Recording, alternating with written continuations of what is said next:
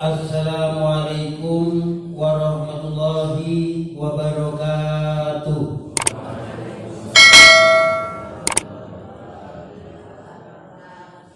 Bismillahirrahmanirrahim. Innal hamdalillah nahmaduhu wa nasta'inuhu wa nastaghfiruh wa na'udzu billahi min shururi anfusina wa min sayyiati a'malina. May yahdihillahu fala mudilla lahu wa may yudlil fala hadiyalah. Asyhadu an la ilaha illallah wahdahu la syarikalah wa asyhadu anna Muhammadan abduhu wa rasuluhu la nabiyya ba'da. Allahumma sholli ala Muhammad wa ala ali Muhammad, amma ba'd.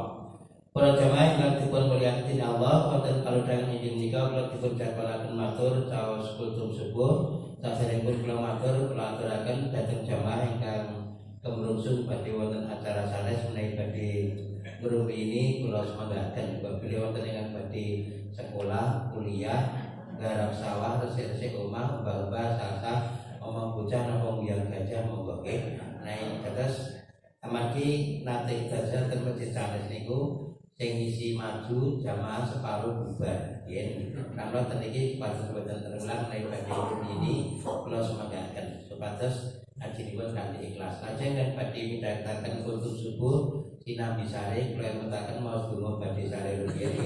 Nek pun rampung kula bedah. Dene kan badhe derek kultum subuh niku tulisanipun maksimal 15 menit. Insyaallah kita cekap. Nah, jemaah yang hormati, alhamdulillah kita muji syukur kepada Allah Subhanahu wa taala. Pilih Allah tasih paring kanugrahan kita nikmat sopanjang, nikmat sihat, nikmat sempat. Sehingga kalau ini kita sampun terampungaken siam kita Ramadan jangkep kaping itu kita syukuri alhamdulillah. Kula ngajak monggo kita tetap istiqomah nggih dipun nindakaken siam, tetap istiqomah nggih dipun sampai ibadah bulan Ramadan. Amargi sak sampunipun setunggal pekan menika mangke ujian kita langkung awrak nggih. Nah, ajeng ing dalem menika kula matur wonten surat Ali Imran ayat 3 Allah dikatakan qul in kuntum tuhibbunallah. Katakanlah, ini dawuh Allah kepada Nabi, katakanlah in kuntum tuhibbunallah, jika kalian mencintai Allah, fattabi'uni, maka ikutilah aku. Niki Allah dawuh kanjeng Nabi ngendika dhateng kawulanipun, terus berikutnya niku ngendikane kanjeng Nabi ingkang dipun tuntun Allah.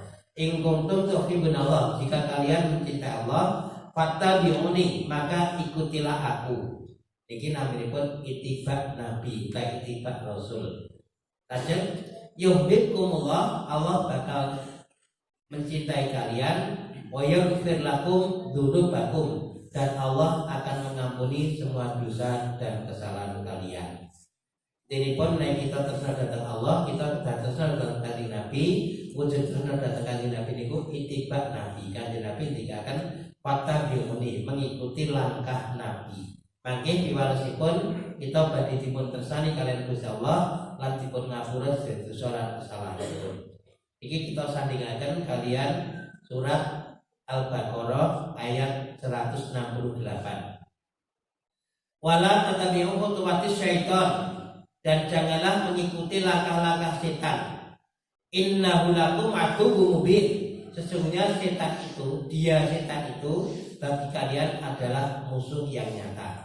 Peringatan menika ugi wonten ing surat Al-Baqarah ayat 208. Terus tadi wonten fattabi'uni, ikutilah aku. Menawi surat Al-Baqarah 168, wala tatabi'u, janganlah mengikuti. Ingat segala kita dipercaya mengikuti langkah Nabi, ittiba Nabi. Yang nomor kali kita dilarang mengikuti langkah setan. Gesang niki wonten kalih mergi, ada dua jalan. Pertama jalan Rasulullah, itu yang kita ikuti. Kedua jalannya setan. Kalau kita mengikuti jalannya Rasulullah, kita akan dicintai oleh Allah, kita akan diampuni dosa dan kesalahan kita, balasannya adalah surga. Tapi kalau mengikuti langkah setan, maka kita akan tersesat dan ujungnya setan itu mengajak pada golongannya menjadi penghuni neraka yang menyala-nyala. Yang mengikuti langkah Nabi disebut Muhammadiyah, pengikut Muhammad. Tetapi yang mengikuti setan disebut anggota Hizbus Syaiton, Hizbus Syaitan itu partainya setan. Orang-orang yang mengikuti langkah setan akan menjadi anggota Hizbus Syaitan, partainya setan, golongannya setan. Senajan tiang niku boten diparingi kartu anggota. Ini dadi bagi setan. Nah begitu juga dalam menjalankan ibadah, monggo kita laksanakan ibadah termasuk ibadah Ramadan dengan mengikuti apa yang diajarkan Nabi, jangan mengikuti langkah-langkah setan. Sunnah Nabi bagi orang yang berpuasa itu adalah menyegerakan berbuka. Begitu azan maghrib, monggo langsung kita berbuka. Yang ada tiang lek orang memilih, aku tak berhasil tekan jam 9 bengi kuat kok ben ganjarane tambah ganjaran apa dosa karena ilmunya hanya sampai maghrib. Tuntunan Nabi bersegera berbuka, tidak boleh berlebihan. Kalau mengikuti langkah setan itu adalah salah satunya adalah kita berbuka kemudian berlebihan. Kalau Nabi itu berbuka tapi secukupnya. Maka Nabi mencontohkan kalau berbuka itu pakai air putih atau kurma. Setan mendorong kita untuk berlebihan.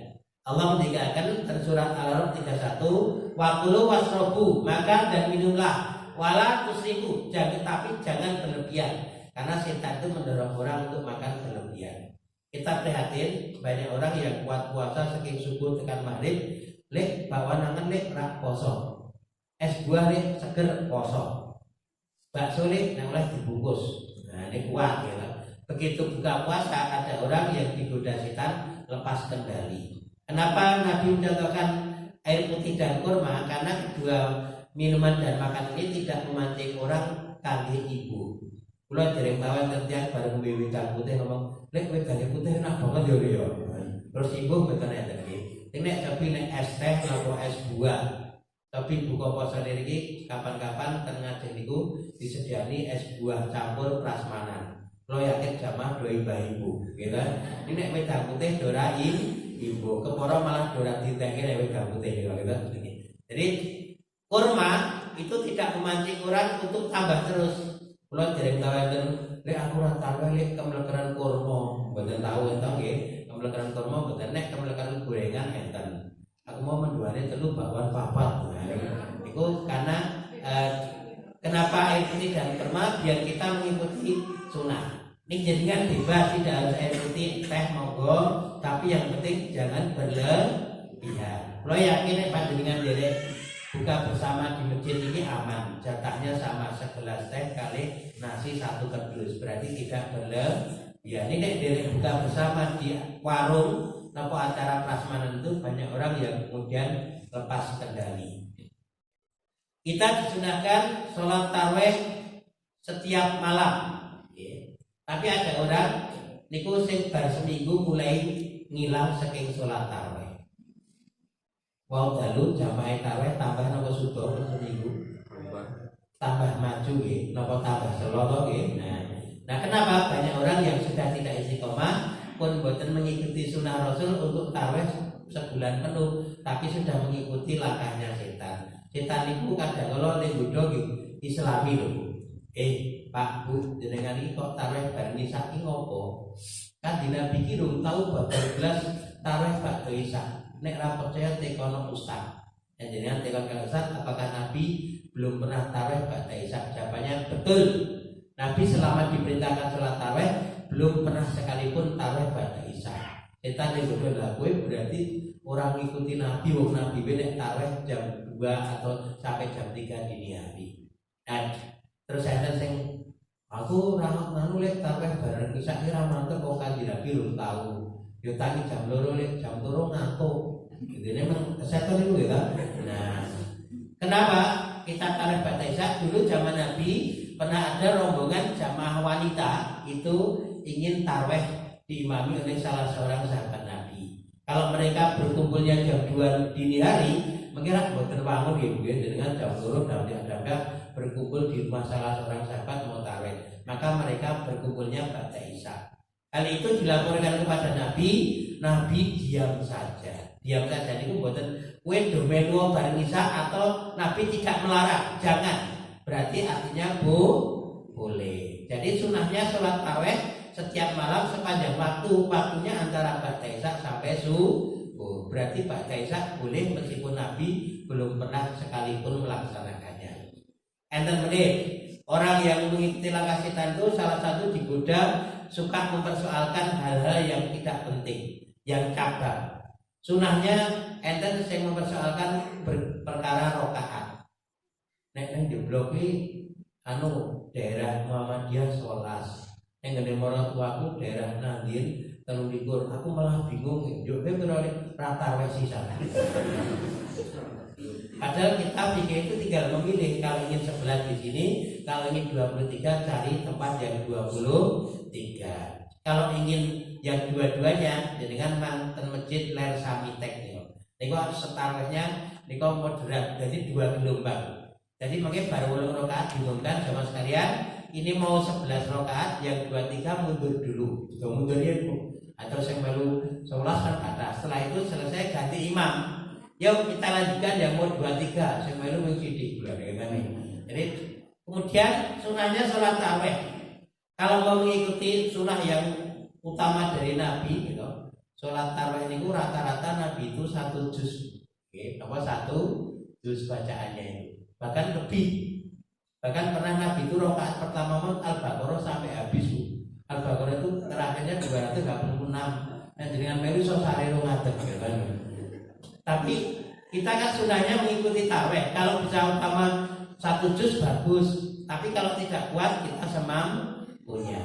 Jadi masjid dakwah itu yang dulu sebelum pandemi itu setiap malam akad saya adakan tarawih 1 juz. Niku pun ditulisi terjadwal tarawih spesial 1 juz. Mungkin malam Sabtunya di malam jamaah sekalian, besok malam giliran tarawih 1 juz. Subuh dimungkin jamaah sekalian, nanti malam giliran tarawih 1 juz. Pengajian buka puasa dimungkin nanti malam giliran tarawih 1 juz.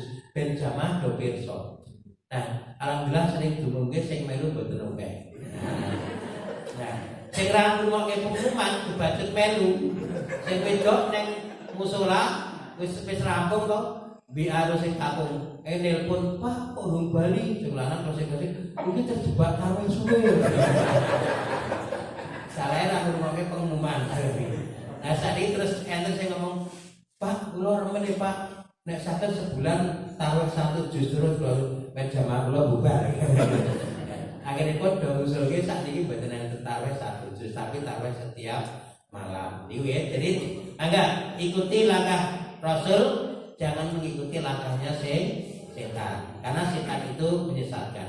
Nah, godaan setan pertama orang setan itu musuh yang nyata bagi kita. Ning repotnya setan itu boten ketok. Setan bisa keluar masuk dalam hati manusia, bisa berjalan mengikuti aliran darah kita tanpa kita tahu. Nabi mengatakan tidak ada seorang pun dari kalian yang bisa lepas dari godaan setan. Sahabat bertanya, termasuk engkau wahai Rasulullah? Aku juga, tetapi Allah selalu menolongku sehingga aku bisa mengalahkan godaan setan. Kita bisa dan nyuwun pitulungan datang Allah. Kanthi a'udzu billahi minasyaitonir rajim. A'udzu birabbil nas. Jadi monggo berlindung kepada Allah. Nah, bisikan setan itu jangan sering dituruti gitu. Kalau sering dituruti itu nanti kita akan menjadi budaknya setan. Salah satunya setan itu sering membangkitkan kemarahan.